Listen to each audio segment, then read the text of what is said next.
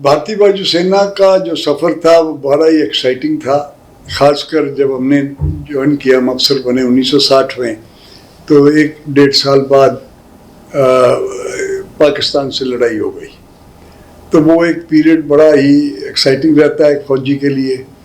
और 2 साल अभी ट्रेनिंग चल रही थी, और खुद ट्रेनिंग तो इतनी उस तरह की नहीं होती हमारी, क्योंकि हम फाइटर कंट्रोलर थे। तो बड़ा एक्साइटिंग रहा। 1962 की लड़ाई चीन के साथ ख़त्म हुई नहीं थी अभी, तो 1965 में पाकिस्तान की लड़ाई आ गई। तो फिर उसके अंदर और भी ज़्यादा रहा, क्योंकि पाकिस्तान को हमारा लक्ष्य था पाकिस्तान को ही ख़त्म करना। फिर 1965 की लड़ाई पाकिस्तान से मुश्किल हुई, हम लोग और तरक्की कर रहे थे और तैयारी कर रहे थे। तो इतनी देर में 1971 की फिर लड़ाई आ गई। तो वो तो बड़ा ही हाई लेवल मज़ा था, क्योंकि वो बांग्लादेश का किस्सा था, और उसके अंदर बहुत सारे लाखों की तादाद में बांग्लादेशी हिंदुस्तान आ गए, और बड़ा ही वहाँ पर देश में दुख था और बड़ा भारी प्रॉब्लम थी।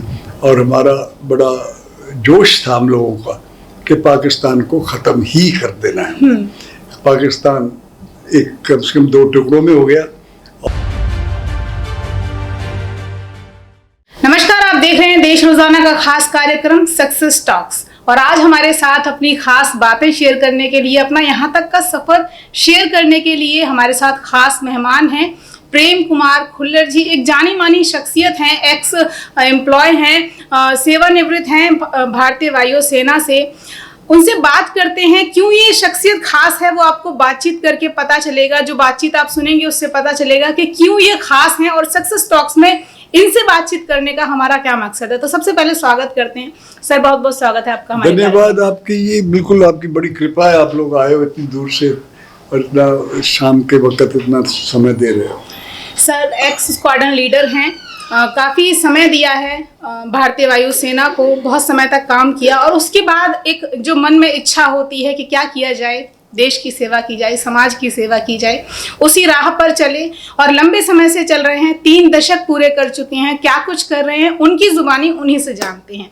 सर, पहले आप भारतीय वायुसेना में थे, मैं आप ही की जुबानी जानना चाहूँगी कि पहले आपने भारतीय वायुसेना से क्यों रिज़ाइन किया, फिर कैसे कैसे आपका यहाँ तक का सफ़र पूरा हुआ जो आज जहाँ पर आप हैं। धन्यवाद। भारतीय वायुसेना का जो सफ़र था वो बड़ा ही एक्साइटिंग था। ख़ासकर जब हमने ज्वाइन किया, हम अफसर बने 1960 में, तो 1-1.5 साल बाद पाकिस्तान से लड़ाई हो गई।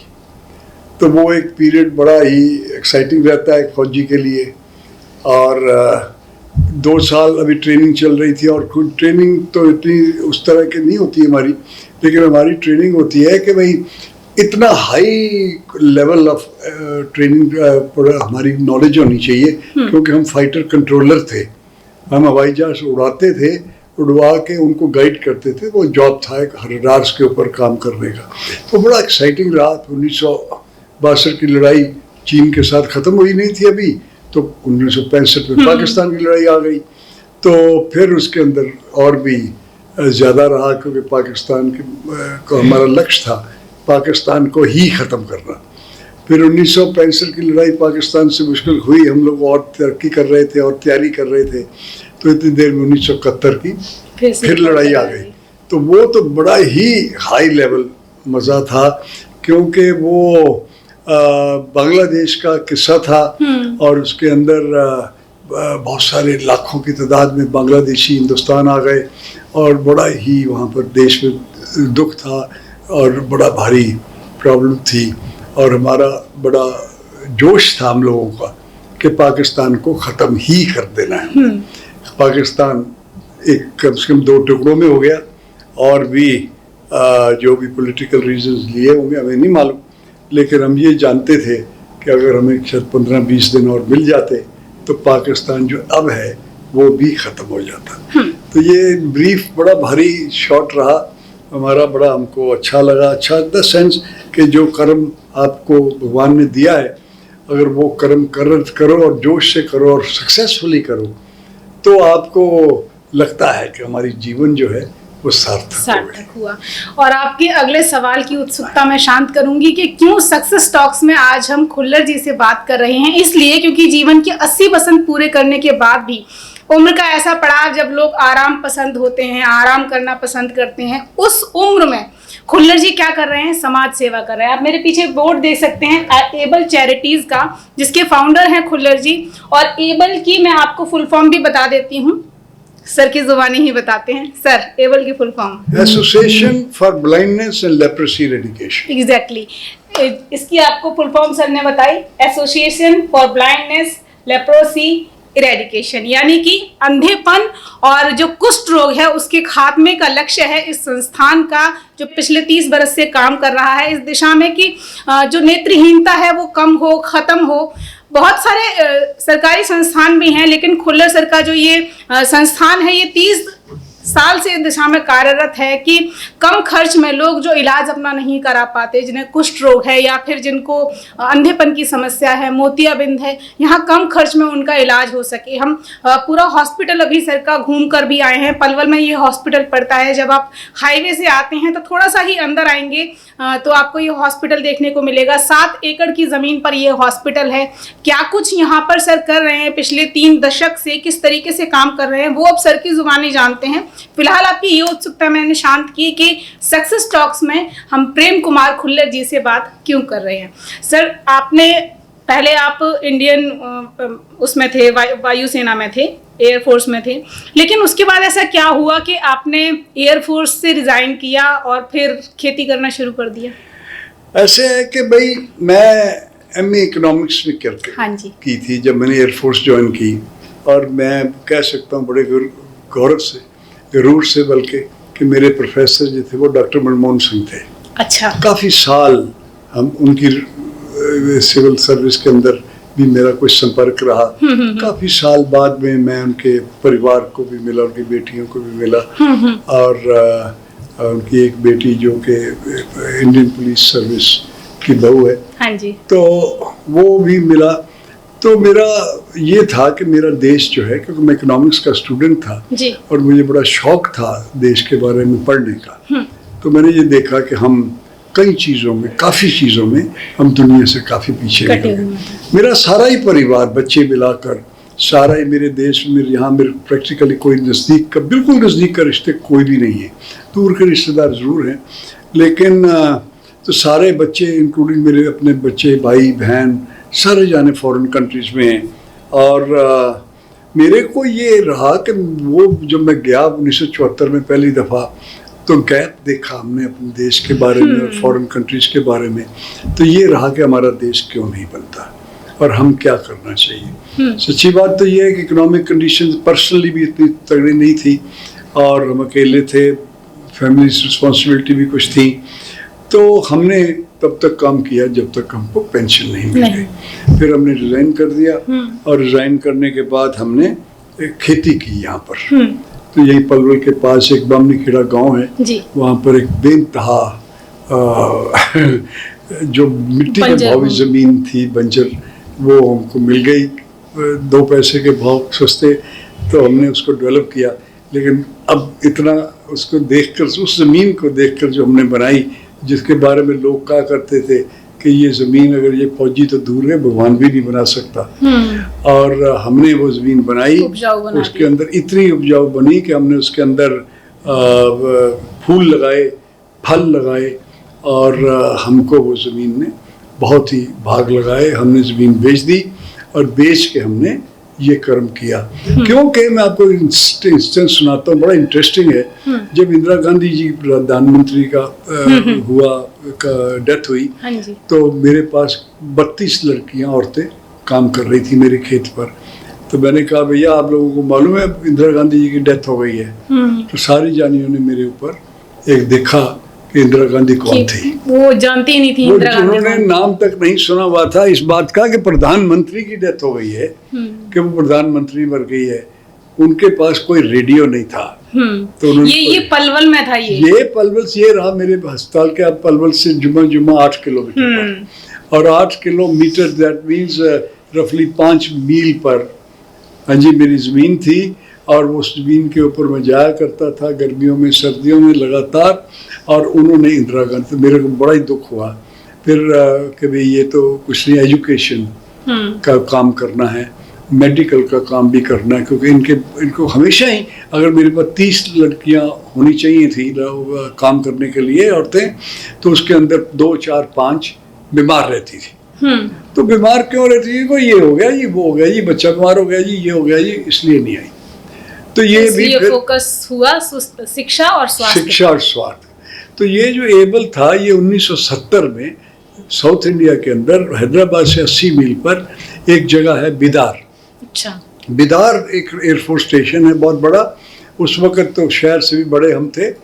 और बिदार का स्टेशन जो था, और वहाँ पर जब मैंने देखा तो वहाँ पर कुष्ठ रोग का थोड़ा, उससे थोड़ा कोई 20 मील परे कुष्ठ रोग का काम चलता। एयरफोर्स में रहते हुए मैं वहाँ चीफ एडमिनिस्ट्रेटिव अफसर था बिदार एयरफोर्स स्टेशन में, और वहाँ पर कुष्ठ रोग के जो थे ये क्रिश्चियन जी नन्स ये काम करती थी। मैं गया 2-3 दफ़ा, और मुझे लगा कि ये कर्म एक ऐसा है जो कि ज़रूर करना चाहिए, क्योंकि उससे जीवन जो है बिल्कुल एकदम अनलिवेबल हो जाता है। फिर वहीं पर ही ये मेरे को, जब मैं पढ़ता था, तो मुझे शौक़ था तब भी इकोनॉमिक्स पढ़ने का, और उसके बाद में 1980 में ह्यूमन डेवलपमेंट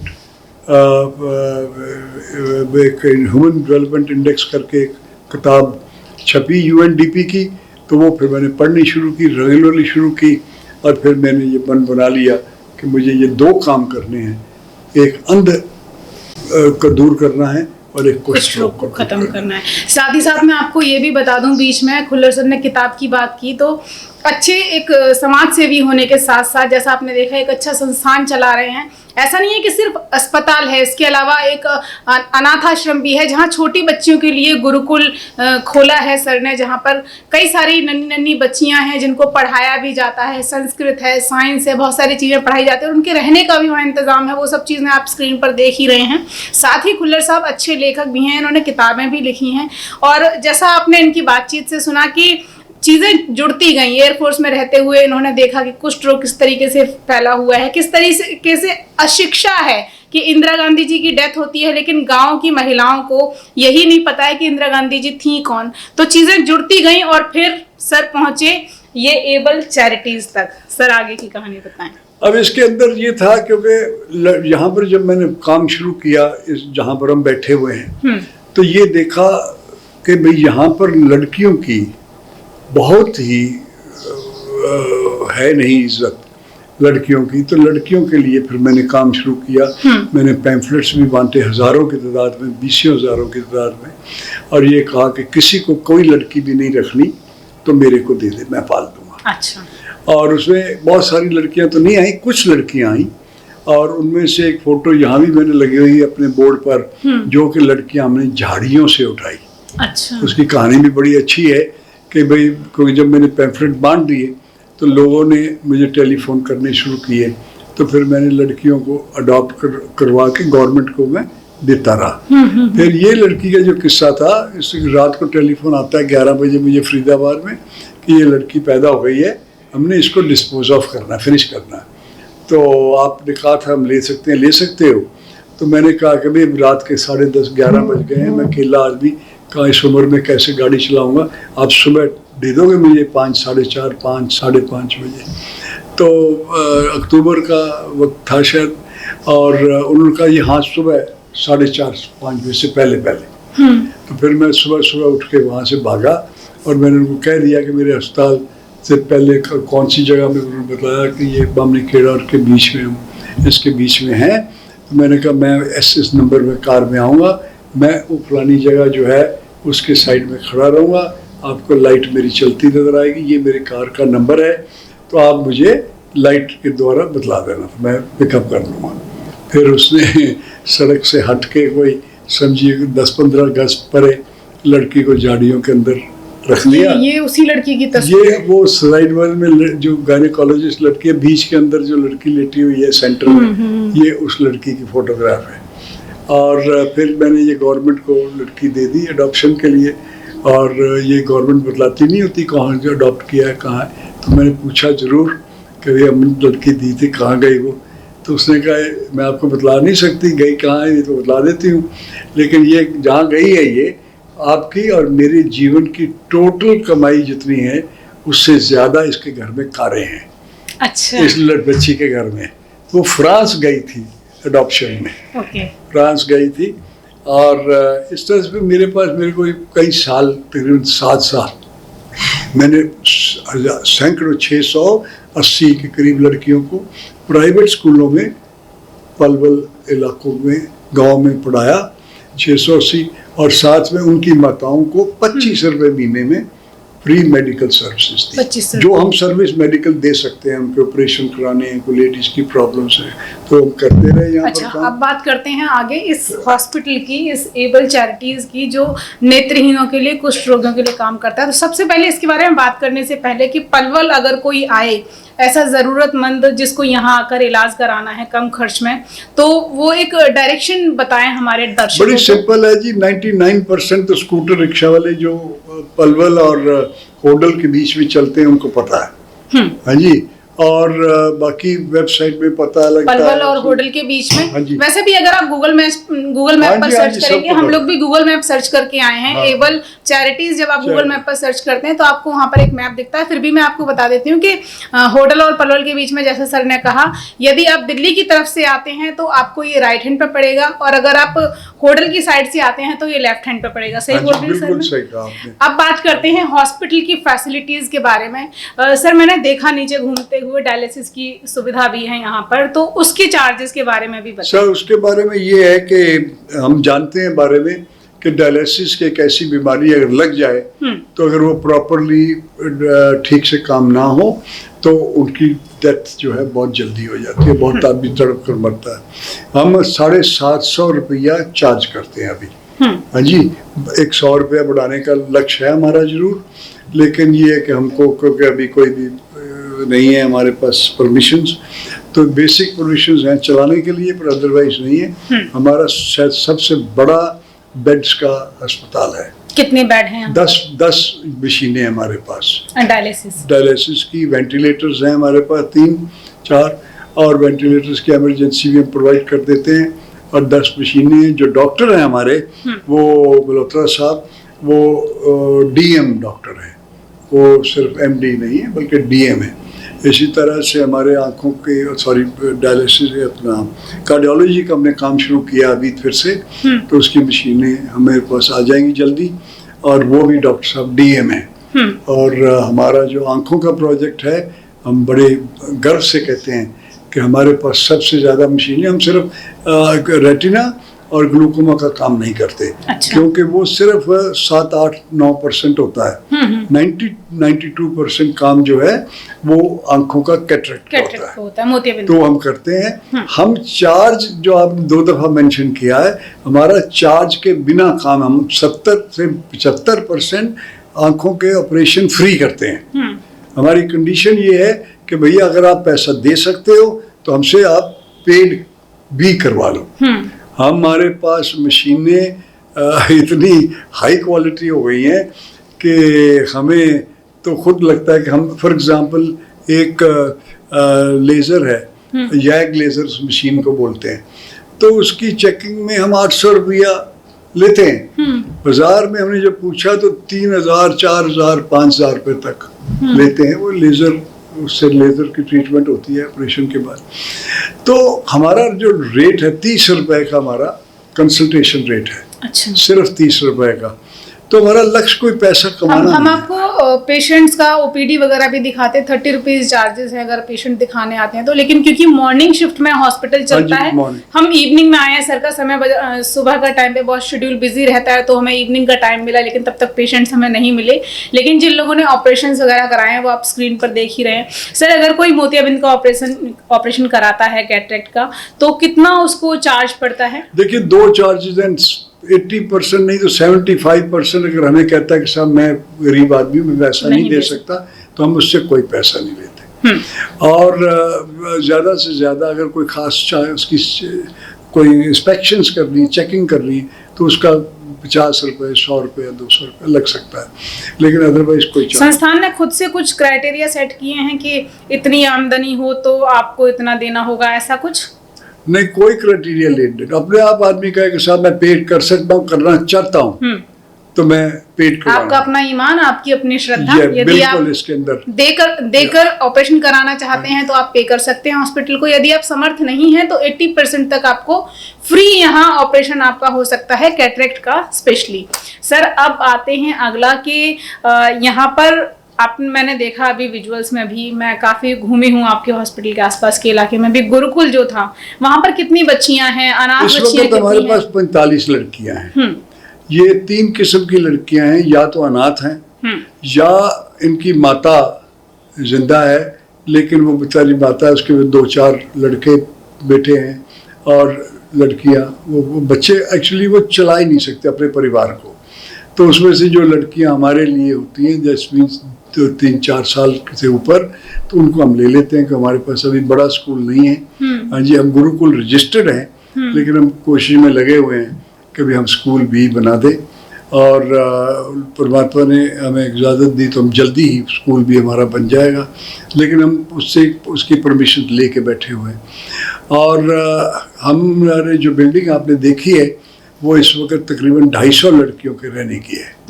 जो बिल्डिंग हमारी और महीने 15 दिन तक बन रही है, जो फाइनल स्टेजेस पर है, बनी गई है 90%, 90-95%, तो वो बन गई है और वो जल्दी ही कंप्लीट हो जाएगी। फिर हम लड़कियों को मास स्केल में रहेंगे। हमारा लक्ष्य बहुत ही है, संभव मेरा ड्रीम है, मेरा देश, तो क्योंकि मेरा सारा परिवार बाहर है, मैं अकेला ही हिंदुस्तान में हूँ, तो मेरा देश है, तो ये लड़कियों की कोई कमी नहीं। आप आके थोड़ा और समय जब दीजिएगा तो हम आपको दिखाएंगे कि लड़कियाँ कितना अच्छा संगीत में काम करती हैं, कितना अच्छा गाती हैं, कितना अच्छा डांस करती हैं और कितना अच्छा पढ़ती हैं। और हमने इनके लिए 6 टीचर रखे हुए हैं। हाँ जी, गाने का अलग है, डांस का अलग है, अंग्रेजी का अलग है, केमिस्ट्री उसका ये है। तो हमने बाकायदा इनको देते हैं।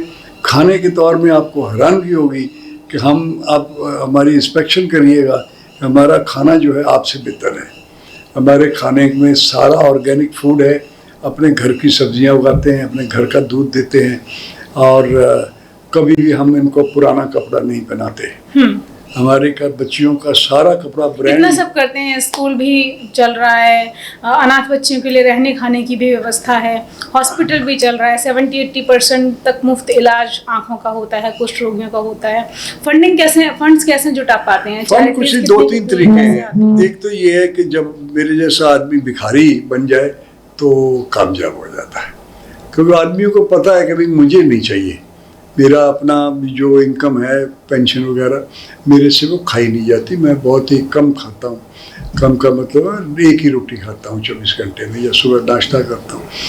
तो मेरा अपना कोई ख़र्चा नहीं है, कपड़े का नहीं है, जूते का ख़ास नहीं है, कुछ भी मेरा खर्चे नहीं है। और इस वजह से भी एक है। दूसरा, मेरा सारे परिवार जो है वो अब्रॉड में है, तो मुझे वहाँ से भी बाकायदा मदद मिलती है। मेरे दोनों बच्चे भी अब्रॉड हैं, मेरी बहनें भी अब्रॉड हैं, मेरे 20-50 दोस्त। आपको कभी नहीं लगा कि 30 साल हुआ बहुत है, अब ठीक है, बुढ़ापा है, अब मुझे भी आराम फरमाना चाहिए, मैं भी अब्रॉड का रुख करता हूँ? बुढ़ापे का शब्द आपने खूब इस्तेमाल किया है मेरे लिए।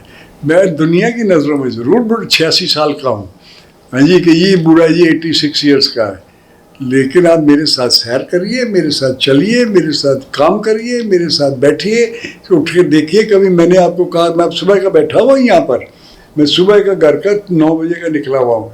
इस वक्त देखिए 6 बजने वाले, 7 बजे मैं घर पहुँचूँगा, 7 साढ़े 7। अब फिर कल सुबह फिर मेरा प्रोग्राम चालू है। क्यों? मैं अजीबोगरीब परमात्मा की मेहरबानी। मैं नहीं कहता कि मैं कोई बहुत तीर मार रहा हूँ। ये ठीक है सुबह उठ के योगा करता हूँ, ये ठीक है कि मैं ज़रूर सैर करता हूँ, ये ठीक है, लेकिन शायद कम खाने से, शायद परमात्मा की मेहरबानी से मेरे को देखिए डायबिटीज़ है, मेरे शरीर हार्ट में 6 स्टेंट भी लगे हुए हैं, मेरे पास जितनी आप कह सकते हो, लेकिन मेरे में कोई ऐसी चीज़ नहीं है कि जिससे कि मैं थकता हूँ। मेरे पास थकावट ही नहीं आ रही है। मैं अब जाऊँगा यहाँ से, बैठूँगा, रोटी खाऊँगा, हाँ जी, थोड़ी सैर करके बैठ जाऊँगा, फिर मेरे पास कितना ही काम पेंडिंग होगा, मेरी ईमेल आई होगी कितनी, मेरे व्हाट्सएप आए होंगे, मेरे पास 5-5.5 हज़ार तो व्हाट्सएप्स हैं मेरे। बहुत मुश्किल होता है किसी भी संस्थान को चलाना, चैरिटीज को भी चलाना इतना आसान नहीं होता। बहुत सारी प्रशासनिक कामकाज होते हैं। जो आपने ये प्रश्न कभी किया, इस दौरान ऐसा लगा कि अरे नहीं करना चाहिए था, ये इसमें गवर्नमेंट मुझे सपोर्ट नहीं करती, इस तरीके का ये कुछ? तो देखो, सरकार की चीज़ें जो होती हैं वो तो सरकार के हिसाब से करनी पड़ेगी। वो तो हम ना उसके खिलाफ लड़ सकते हैं ना उसके बाद। ये ज़रूर है कि हमें ये आशा रहती है कि भाई क्योंकि हम ये कर्म कर रहे हैं तो हमें बाकी लोगों से थोड़ा प्रेफरेंस मिल जाएगा और जल्दी हो जाएगा काम। तो हो जाता है तो भी ठीक है, लेकिन आपने मेरी ज़िंदगी की एक स्टोरी है, वो ये है कि पेशेंस, और पेशेंस की एक स्टोरी है। हेनरी द फोर्ड जो था, जिसने कारों की फैक्ट्रियाँ चलाई, तो 1900 तो ये फैक्ट्री तो उसका बेटा उसके पास गया तो उसने कहा, father tell me, give me an advice because I become a major now 18 years old. So he said have patience. So he laughed. तो उसने कहा, पिताजी ये क्या बात कर रहे हो कि जी बड़ा पेशेंस रखो। मैं कोई दरिया से जाके एक छाननी में पानी ले आओ, कैसे पानी ले आऊंगा एक छाननी में? कह रहा इतनी पेशेंस रखो कि बर्फ जम जाए और तुम छाननी में पानी ला सको। तो जीवन के अंदर पेशेंस एक खेल है।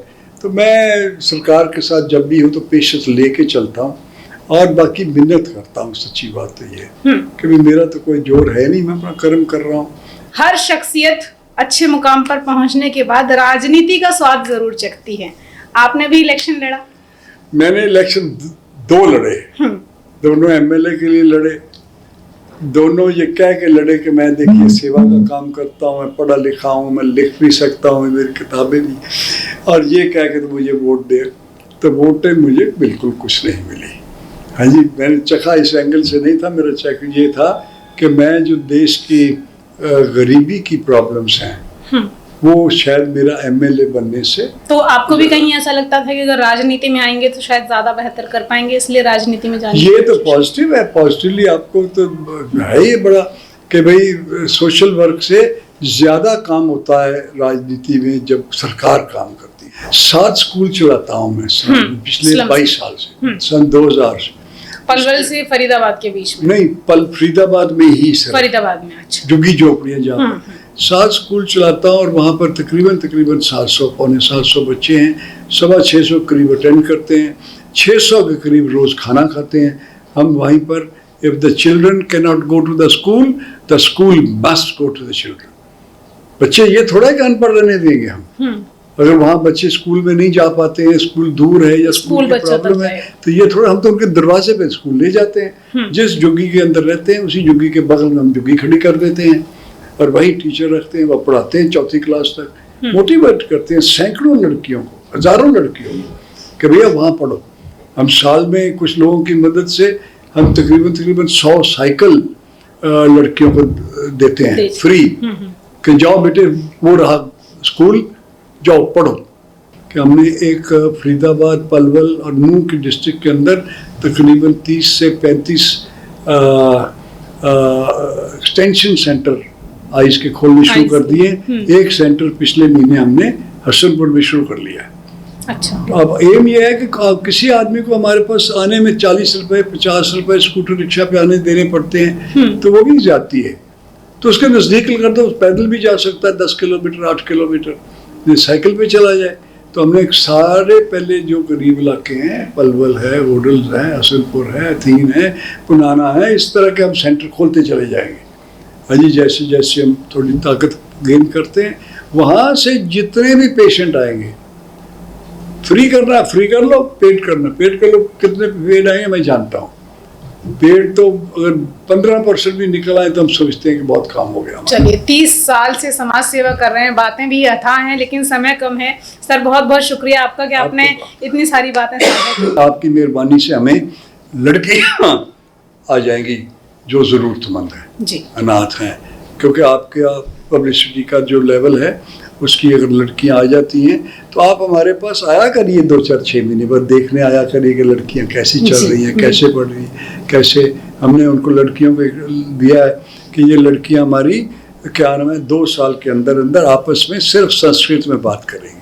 चलिए, बहुत बहुत शुक्रिया। धन्यवाद। तो ये हैं प्रेम कुमार खुल्लर जी, और इस शख्सियत से आपको मिलवाने का, आप तक इनकी बातचीत पहुंचाने का मकसद सिर्फ ये नहीं कि एक सफल शख्सियत से हम आपको मिलवाना चाहते हैं, मकसद ये भी कि यदि आप स्वास्थ्य के लिए महरूम हैं, आंखों की दृष्टि खो चुके हैं, आपको मोतियाबिंद है, कैटरेक्ट की समस्या है, आप इलाज कराने में सक्षम नहीं हैं, सरकारी अस्पताल में भी इलाज नहीं करा सकते, आपके घर के नज़दीक यदि खुल्लर साहब का अस्पताल पड़ता है, आसपास का सेंटर पड़ता है, तो आप आएँ यहाँ पर इलाज कराएं। यदि कोई अनाथ बच्ची है आपकी जानकारी में, या कोई अनाथ बच्ची मुझे इस वक्त सुन रही है जिसे छत्र छाया की ज़रूरत है, तो खुल्लर साहब का जो घर है, जो गुरुकुल है, उसके दरवाजे खुले हुए हैं, आप वहाँ आ सकती हैं, वहाँ रह सकती हैं। आज के लिए इतना ही, फिर मिलेंगे आपसे किसी खास जानकारी को लेकर। देखते रहिए देश रोजाना। और हाँ, जाते जाते एक चीज़ कहना चाहूँगी कि अगर 86 साल की उम्र के इंसान में इतनी सशक्तता है, इतना सक्षम है वो कि देश के लिए कुछ कर सकता है, समाज के लिए कुछ कर सकता है, तो हम सब में है। हम सबको अपने अपने स्तर पर कुछ ना कुछ देश समाज के लिए ज़रूर करना चाहिए, खासकर शिक्षा और स्वास्थ्य के लिए। देखते रहिए देश रोजाना। नमस्कार। हमारे साथ जुड़े रहने के लिए देखते रहिए देश रोजाना का YouTube चैनल सब्सक्राइब कीजिए। साथ ही देश रोजाना की खबरें सबसे पहले देखने के लिए प्रेस कीजिए बेल आइकन।